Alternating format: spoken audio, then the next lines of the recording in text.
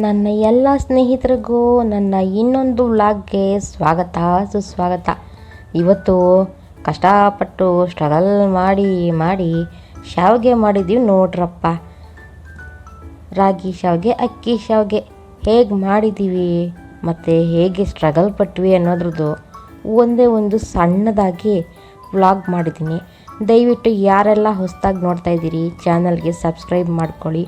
ಇಷ್ಟ ಆಯಿತು ಅಂದರೆ ಲೈಕ್ ಮಾಡಿ, ಶೇರ್ ಮಾಡಿ, ನಿಮ್ಮ ಅನಿಸಿಕೆಗಳನ್ನು ಕಮೆಂಟ್ ಮಾಡಿ ಫ್ರೆಂಡ್ಸ್. ಇದು ನಮಗೂ ಹೊಸದು, ನಮ್ಮ ಹಳೆಯ ಕಾಲದ ಜನರು ತಿಂತಿದ್ರಂತೆ, ತುಂಬ ಟೇಸ್ಟ್ ಅಂತೆ, ಹಾಗಾಗಿ ಟ್ರೈ ಮಾಡಿದ್ವಿ. ಸೂಪರಾಗಿತ್ತು. ಕಾಯಿ ರಸ, ಅದಕ್ಕೆ ಮೇಲೆ ಹುರ್ಗಡ್ಲೆ ಮಾಡಿದ್ದು ಪುಡಿ ಮತ್ತು ಎಳ್ಳನ್ನು, ಬಿಳಿ ಎಳ್ಳನ್ನು ಹುರಿದುಬಿಟ್ಟು ಪುಡಿ ಮಾಡಿದ್ರು. ಟೇಸ್ಟ್ ಅಂತೂ ಸಾಕಾಗಿತ್ತು. ನಾವಂತೂ ಫುಲ್ ಎಂಜಾಯ್ ಮಾಡಿದ್ವಿ. ಬನ್ನಿ ನೀವು ಕೂಡ ಎಲ್ಲ ಈ ವ್ಲಾಗ್ನ ನೋಡಿ ಎಂಜಾಯ್ ಮಾಡಿ, ನಮ್ಮ ಚಾನಲ್ಗೂ ಸಪೋರ್ಟ್ ಮಾಡಿ. ಹಾಗೆ ನಿಮಗೇನು ಅನ್ನಿಸ್ತು ಅದನ್ನು ಕಮೆಂಟ್ ಮಾಡಿ. ನೋಡೋದಕ್ಕಂತೂ ಅದ್ಭುತವಾಗಿತ್ತು, ಟೇಸ್ಟ್ ಕೂಡ ಅಷ್ಟೇ ಅದ್ಭುತವಾಗಿತ್ತು. ಈ ವ್ಲಾಗ್ನಲ್ಲಿ ನಿಮಗೇನಾದರೂ ಕಿರಿಕಿರಿ ಆಗಿದರೆ ಅಥವಾ ಏನಾದರೂ ಬೇಜಾರಾಗಿದ್ದರೆ ದಯವಿಟ್ಟು ಕ್ಷಮಿಸಿ.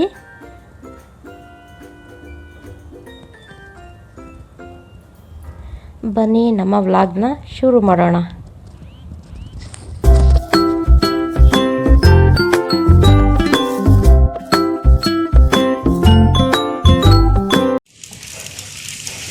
ಯಾವ ಪಾಟಿ ಇಷ್ಟು ಅಂತ ಹಾಕ್ಬೇಕು ಇದಕ್ಕೆ?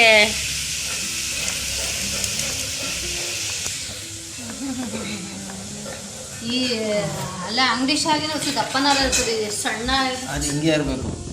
ಸಿಕ್ಕಾಪಟ್ಟೆ ಸಣ್ಣ ತೀರಾ ದಪ್ಪ ಇದು ಚೆನ್ನಾಗಿ. ಅವ್ವ ಅಲ್ಲ ಅದು ಒಳಗೆ ಹೆಂಗಿತ್ತು ಇದೇ ಚಂದ. ಮನೆಗೆ ಅಳಿಯ ಬಂದ ಒತ್ತಿರಣ್ಣ ಸಾವಿಗೆಯ ಒತ್ತಿರಣ್ಣ ಸಾವಿಗೆಯ ಕೊಬ್ಬರಿ ಹಾಲು ಗಸಗಸೆ ಕೀರು ಆರು ಮಾಡಿ ಹಾಕಿ ಕೊಟ್ರೆ ಹೆಂಗಿರ್ಬೇಕು ಗೊತ್ತಾ? ಆಡಿಯ ಮಗಳಿಗೆ ಚೆನ್ನ ಸಾಕ್ಬೇಕು. ಆಯ್ತಾಯ್ತಾ? ಹ್ಞೂ, ನಮ್ಮ ಅಪ್ಪನಿಗೂ ತಂಗಿಗೂ, ಇವಾಗ ನನ್ನ ತಂಗಿಗೂ ಒತ್ತು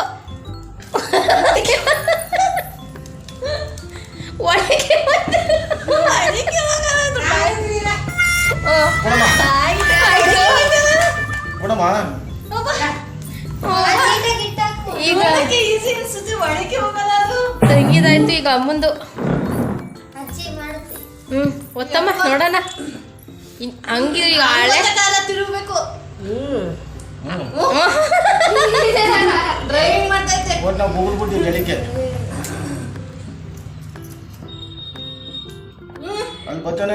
ಅಲ್ಲ, ಹಂಗಿದ್ರೆ ಹಳೆ ಕಾಲದವ್ರು ಅದಿನ್ ಎಷ್ಟು ಗಟ್ಟಿಗಿರ್ಬೇಡ. ಮತ್ತೆ ಹೆಣ್ಮಕ್ಳು ಅಷ್ಟಾದ್ರೂ ಓದ್ತದೆ.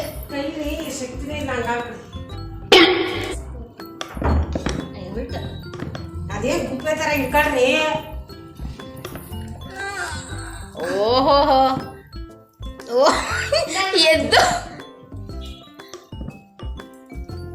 ಎದ್ದು ತಿರುಗುತ್ತಾವಳೆ. ಆಯ್ತಾ ಇಲ್ಲ ಹೋಗುತ್ತೆ ಗುಪ್ಪೆ ತರ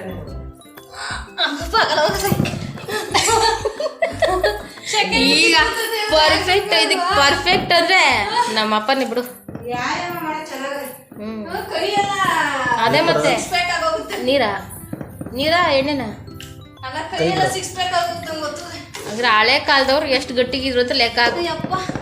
ಪರವಾಗಿಲ್ಲ, ಒಂದು ಶಾವಿಗೆ ಎಷ್ಟು ಹೊತ್ತಿದ್ದೀನಿ.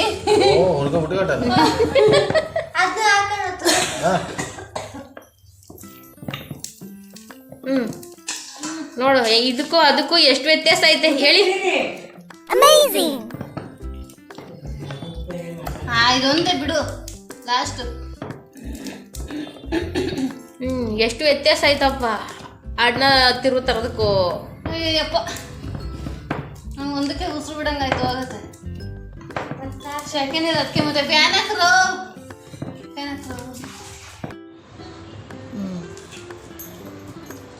ತಿರುತಾವಳೆ ನಮ್ಮ ತಂಗಿ ಮುದ್ದೆನಾ ಸೋನೆ.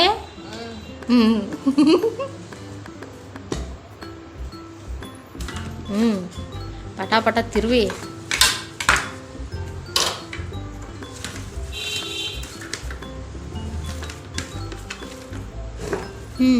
ಈಗ ನಮ್ಮಪ್ಪ ರೆಡಿ ಟು ಪಂಚಿಂಗು. ಶಾವಿಗೆ ಪಂಚಿಂಗು. ಅಣ್ಣ 6 ಪ್ಯಾಕ್ ರೆಡಿ ಮಾಡ್ಕೊ. 6 ಪ್ಯಾಕ್ ರೆಡಿ ಮಾಡಿ ಗಟ್ಟಿ ಪಿಕ್ಕೆ ಗೊತ್ತು. ಈಗ ರಾಗಿ ಸಾವಿಗೆ ಮಾಡ್ತೀವಿ. ನಮ್ಮ ಅಪ್ಪ ಅಮ್ಮ ಅವರು ಏನ್ ಮಾಡ್ತಾ ಇದ್ರು ಅವಾಗ ಅಂದ್ರೆ ರಾಗಿ ಸಾವಿಗೆ ಮಾಡ್ಬಿಟ್ಟು ಕೋಳಿ ಸಾರು ಮಾಡಿಬಿಟ್ಟು ಊಟಕ್ಕೆ ಇಟ್ಬಿಟ್ಟ ಅಂದ್ರೆ ಒಂದೊಂದು ತಬ್ರಿ ತಿಂತಾ ಇದ್ವಿನಪ್ಪ. ಅಯ್ಯೋ ಖಾರ ತಿಂದಿದ್ದಾರೆ ಏನ್ ಮಾಡ್ತಾರೆ ಅಂದ್ರೆ ಗಸಗಸೆ ಹಾಲು ಇದು ಬೆಲ್ಲ ಹಾಕ್ಬಿಟ್ಟು ಕಾಯಿ ರಸ ಮಾಡ್ಕೊಂಡ್ಬಿಟ್ಟು ತಿಂತಾ ಇದ್ರು. ನಮ್ಮೂರಲ್ಲಿ ಬ್ರಾಹ್ಮಣರು ಜಾಸ್ತಿ ಇದ್ರು, ಲಿಂಗಾಯತರು ಜಾಸ್ತಿ ಇದ್ರು. ಅದರಿಂದ ಅವ್ರಿಗೆ ಏನ್ ಮಾಡ್ತಾ ಇದ್ವು ನಾವು ಅಂದ್ರೆ ನಮ್ಮನೆಗೆ ಊಟಕ್ಕೆ ಬಂದ್ರೆ ಹಾಲು ಕೊಬ್ಬರಿ ಗಸಗಸೆ ಹಾಕ್ಬಿಟ್ಟು ಹಾಲು ಕಾಯಿ ರಸ ಮಾಡಿಬಿಟ್ಟು ಕೊಟ್ರೆ ಬ್ರಾಹ್ಮಣರು ನಮ್ಮ ಮನೆಗೆ ತಿಂದು ಹೋಯ್ತಾ ಇದ್ರು. ಹೆಂಗಿತ್ತು ಗೊತ್ತಾ?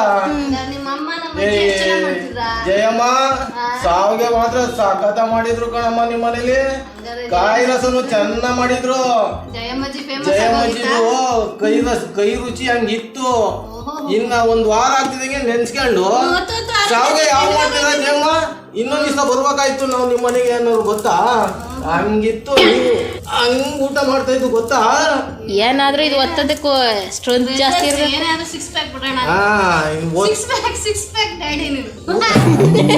ಒತ್ತಕ್ಕೂ ಹಿಂಗ್ ಇರ್ಬೇಕು, ಸುಮ್ನೆ ಒತ್ತದಲ್ಲ ಅದು. ಏನಕ್ಕಿದು ಒಳ್ಳೇದು? ಎದೆ ನೋವು ಒಳ್ಳೇದು, ಶುಗರು ಬಿಪಿಗೆಲ್ಲ ಒಳ್ಳೇದು. ಚೆನ್ನಾಗಿ ರಾಗಿದು ಸಾವಿಗೆ ಮಾಡ್ಕೊಂಡು ತಿಂತಾ ಇದ್ರೆ ಅದ್ರ ಮಜಾನೇ ಬೇರೆ. ಹಂಗಿರುತ್ತೆ,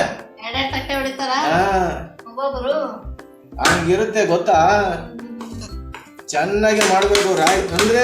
ರಾಗಿ ಕೆಂಪು ರಾಗಿ ಇರ್ಬೇಕು, ಚೆನ್ನಾಗಿರುತ್ತೆ. ನೋಡ್ತಾ ಇದ್ರೆ ಬಾಯಿ ನೀರು ಬರ್ತಾ ಇರ್ಬೇಕು.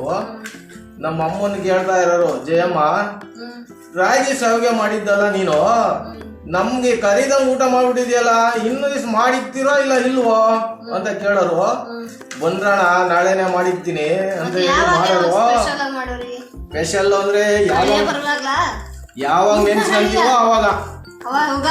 ಯುಗಾದಿ ಅಲ್ಲ, ಯುಗಾದಿ ಅಂತ ಏನಿಲ್ಲ, ಯಾವಾಗ ಮನ್ಸು ಬರುತ್ತೋ ಅವಾಗ ತಿಂತಾ ಇರೋದು. ಆದ್ರೆ ನಾವು ಮಾಡಿದ್ರೆ ಅಕ್ಕಪಕ್ಕದವ್ರಿಗೆಲ್ಲ ಕೊಟ್ಟೆ ತಿಂತಿದ್ದು. ಹೆಂಗ್ ಗೊತ್ತಾ? ಅಕ್ಕಪಕ್ಕದವರೆಲ್ಲ ನೆನ್ಸ್ಕೊಳೋರು, ಬಾಯಿ ನೀರು ಬರೋದು ಗೊತ್ತಾ? ಹಂಗಿತ್ತು ರಾಗಿ ಸಾವಿಗೆ, ಹಂಗಿತ್ತು. ಹಂಗ್ ಮಾಡ್ತಾ ಇದ್ದು ಆ ಕಾಲದಲ್ಲಿ. ಅವಾಗ ನಮ್ಮ ಅಪ್ಪ ಓದ್ತಾ ಇದ್ರು, ನೋಡಿ ಇಲ್ಲಿ ಪ್ರೆಜರ್ ಬಿಟ್ಟು ಓದ್ಬೇಕು, ಹಂಗೆ ಸುಮ್ಮನೆ ಓದ್ತಾರಲ್ಲ. ಪ್ರೆಜರ್ ಬಿಟ್ಟು ಓದ್ಬೇಕು ಇಲ್ಲಿ, ಇಲ್ಲ ಅಂದ್ರೆ ಸುಮ್ಮನೆ ಹಂಗ ಓದ್ತದಲ್ಲ ಅದು. ಟ್ರೈ ಮಾಡಮ್ಮ. ಏನೇ ಆದ್ರೂ ಭಾರಿ ಪ್ರೆಷರ್ ಬೇಕಪ್ಪ ಗೊತ್ತಕ್ಕೆ. ನನ್ನ ಹೆಂಡತಿ ಮಾಡ್ತಾಳೆ ನೋಡ್ಬೇಕು. ರಾಗಿ ತಿರುವಿ ಮಾಡ್ತಾಳೆ, ನೋಡಿಬೇಕಾದ್ರೆ ಒಂದ್ಸರಿ ಕೊಡ್ತೀನಿ. ಈಗ ಒತ್ತಿ ನೋಡ್ತಾಳೆ, ನೋಡಿ ಹೆಂಗ್ ಒತ್ತಾಳೆ ಅಂತ. ಅದು ಕಥೆನೇ ಬೇರೆ.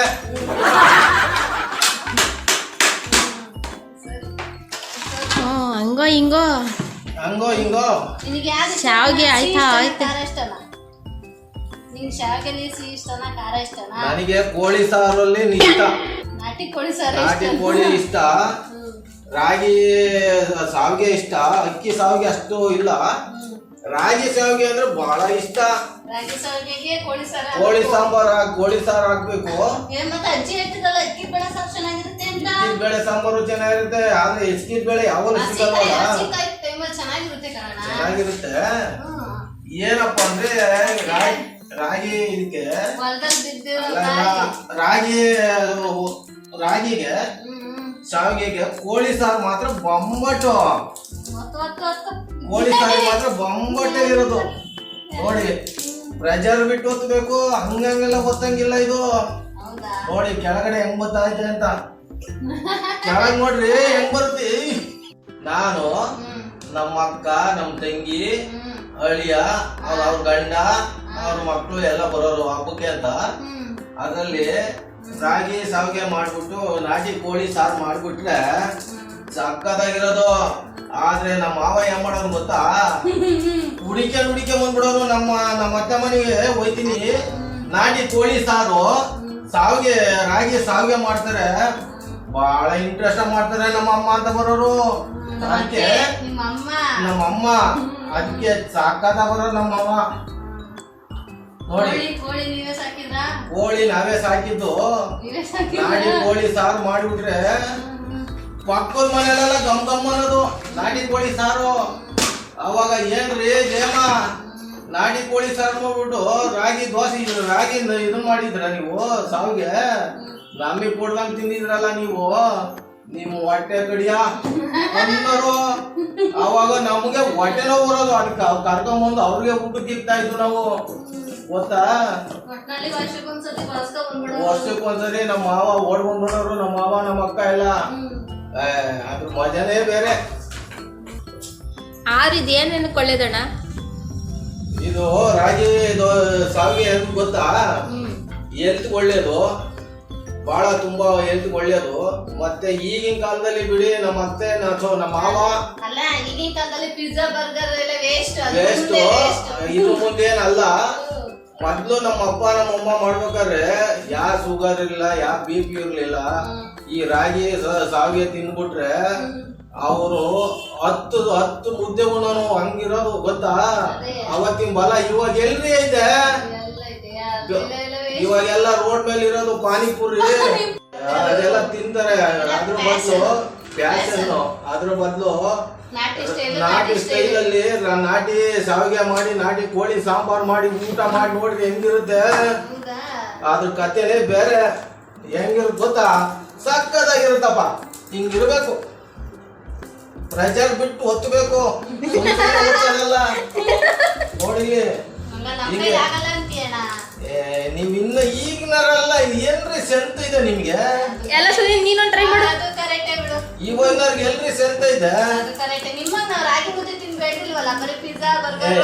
ನಾವು ಎಮ್ಮೆ ಹಾಲು ಕುಡ್ದು ಬೆಳೆದಿರೋ ದೇಶ ಇದು. ರಾಗಿ ಮುದ್ದೆ, ತಂಗಳು ಮುದ್ದೆ ತಿಂದು ಬೆಳೆದಿರೋ ದೇಹ ಇದು. ತಂಗಳು ಮುದ್ದೆ ತಿಂದಿರೋ ದೇಹ. ಇದಕ್ಕೆ ನಮ್ಮಮ್ಮ ಅವಾಗ ಮುದ್ದೆಲಿ ಏನಾಗಿರೋದು ಸ್ಟ್ರೆಂತ್ ಗೊತ್ತಾ, ರಾಗಿ ಮುದ್ದೆ ರಾತ್ರಿ ಮಾಡಿದ್ದು ಬೆಳಿಗ್ಗೆ ಮಿತ್ಬಿಟ್ಟು ಉಪ್ಪು ಮೆಣಸು ಹುಣಸೆ ಹಣ್ಣು ಹಾಕ್ಬಿಟ್ಟು ಮಿತ್ ಕೊಡೋರು. ಈಗಿನವ್ರು ಏನ್ ಗೊತ್ತಾ, ಈಗಿನವ್ರೆಲ್ಲ ಶೋಕಿ. ಈಗಿನವ್ರಿಗೆ ಇದೊಂದ್ಸರಿ ಇದೊಂದು ಒತ್ತಿಬಿಟ್ರೆ 3 ದಿವಸ ಮನಿಕಂತಾರೆ. ಈ 3 ದಿವಸ ಕೈ ನೋವು ಅಂತ ಮನಿಕಂತಾರೆ. ಹಿಂಗ್ ಒತ್ತಬೇಕು. ಈಗಿನವ್ರಿಗೆ ಏನ್ ಬರುತ್ತೆ, ಅಯ್ಯೋ ಎಲ್ಲ ತಿಂದು ಬಿದ್ದು ಎಲ್ಲ ಬನ್ನು ಬೇಕ್ರಿ ತಿಂದು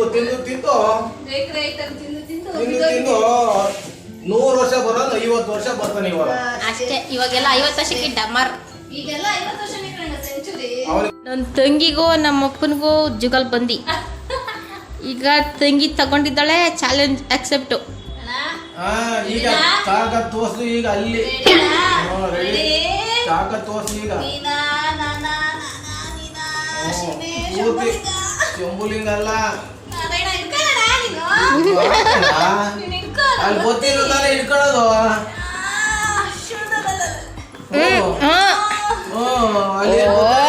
ಮುಗೀತು ಕತೆ.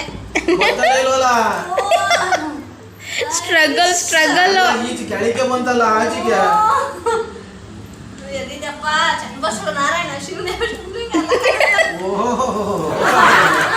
ತಾಕತ್ತು ನಾಟಿ ಕೋಳಿ ಸಾರು ತಿನ್ಬೇಕು. ಅದು ರಾಗಿ ಮುದ್ದೆ ಶೆಟ್ಟೆ ನೋಡು, ಏನ್ ಹಿಂಗ ಗೊತ್ತಾಯ್ತು. ಹಾಕೋಣ ಇರೋಣ ಬಿಸಿಲಿಗೆ.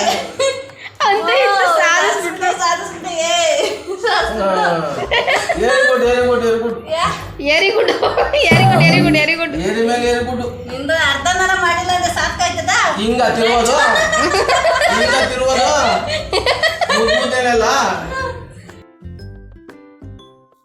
Challenge number 2. ನೋಡೇ ಬಿಡೋಣ. ಇದು ರಾಗಿ ಮುದ್ದೆ ಪವರ ಇಲ್ಲ ನಾಟಿ pizza burger. Pizza burger power ನೋಡೋಣ. ಶಿವ ಶಿವ ಸ್ಟ್ರಗಲ್ ನೋಡ್ರಪ್ಪ. ಎಲ್ಲಿ ಹಿಂಗ ಒತ್ತದು ಇಷ್ಟ ಎಲ್ಲಿ ಐಸ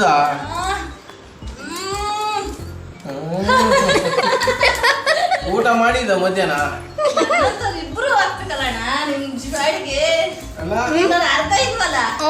ಊಟ ಮಾಡ್ದ ನಂದು ರಾಗಿ ಮುದ್ದೆ ಪವರೇ ಹೆಂಗ ನೋಡಿ ತಿರುಗ್ತೈತೆ. ತಿರುಗ್ತೈತೆ ಅಣ್ಣ ಹಿಂದಕ್ಕೂ ಮುಂದಕ್ಕೂ ಆಡಿಸ್ತಿಲ್ಲ, ಹಾ ಹಾಲೇ ನಿಂತ್ಕತ್ತದು. ಸರಿ ಆಯ್ತು ಈಗ. ಹಾ ಕ್ಲಿಯರ್. ಗೆದ್ದೆ ನಾನು ಗೆದ್ದೆ. ಗೆದ್ದೋ ನೋಡು ಹೆಂಗೆ ಹಾಕಿದ ಮುದ್ದೆ ಎಲ್ಲ ಕೆಳಗೋತಾ ಇದೆ. ಸಾಚಿದ್ದೀನಲ್ಲ ಗ್ರೇಟ್ ಇಷ್ಟು ಮಾಡಿ. ಅಯ್ಯೋ ಐಸ ಐಸ ಇದು ನಮ್ಮಮ್ಮ ನಮ್ಮ ಅಪ್ಪನಿಗೆ ಪ್ರೀತಿಯಿಂದ ಊಟ ಬಡಿಸ್ತಾ ಇದ್ದಾರೆ. ಬಡಿಸಮ್ಮ. ಇದು ಅಕ್ಕಿ ಸಾವಿಗೆ, ಇದು ಅಕ್ಕಿ ಸಾವಿಗೆ, ಇದು ರಾಗಿ ಸಾವಿಗೆ, ಇದು ರಾಗಿ ಸಾವಿಗೆ, ಇದು ಅಕ್ಕಿ ಸಾವಿಗೆ. ಇದಕ್ಕೆ ಕಾಯಿ ರಸ ಬಿಡಿ. ಕಾಯಿ ರಸ ಬಿಡೋಲ್ಲ.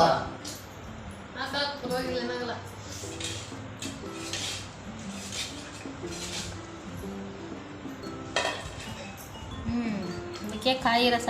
ಇದಕ್ಕೆ ಕಾಯಿ ರಸ. ಇದೇಂತ್ರ ಕಾಯಿ ರಸ ನಮ್ಮ? ಕೊಬ್ಬರಿ, ಗಸಗಸೆ, ಯಾಲಕ್ಕಿ. ಕೊಬ್ಬರಿ, ಗಸಗಸೆ, ಯಾಲಕ್ಕಿ 3 ರುಬ್ಬಿಟ್ಟು ಬೆಲ್ಲ ಎಲ್ಲ ಹಾಕಿ ಕುದಿಸಿರೋದು. ಆಮೇಲೆ ನೆಕ್ಸ್ಟ್ ಅದಕ್ಕೆ ಐಟಮು ನೆಕ್ಸ್ಟು ಹುರ್ಗಡ್ಲೆ ಹುರ್ಕೊಂಡಿರೋದು.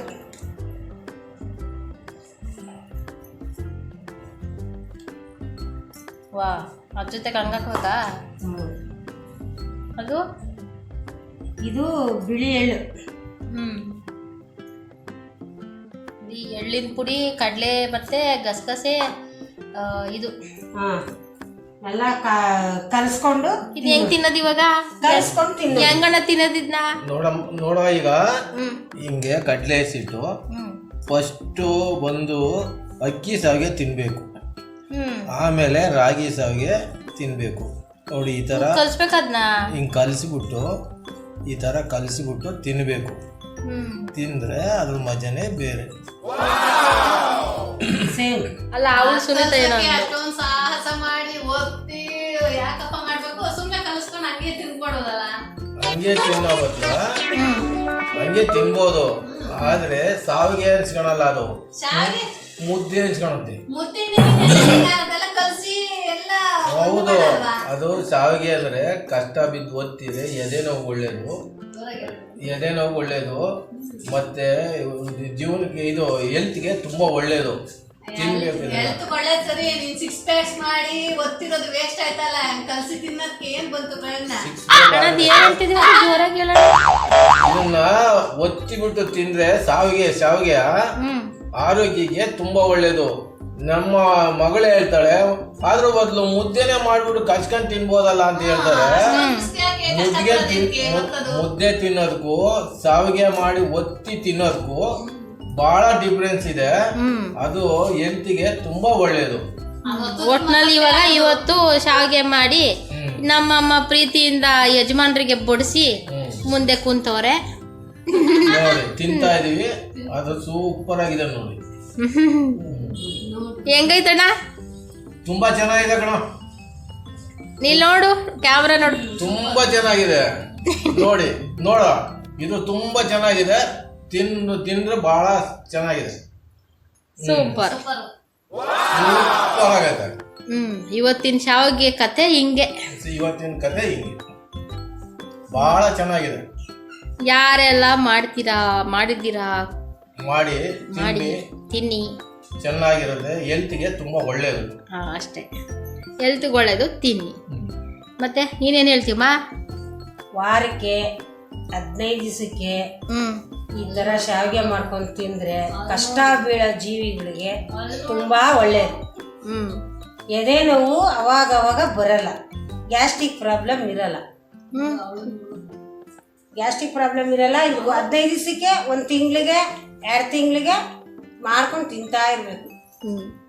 ಮತ್ತೆ ನಾಟಿ ಕೋಳಿ ಇದ್ದಿದ್ರೆ ಒಳ್ಳೇದಾಗಿರೋದು. ಇದು ಹಬ್ಬ ಮಡಿಕೊಂಡು ನಾಟಿ ಕೋಳಿ ಮಾಡಲಿಲ್ಲ.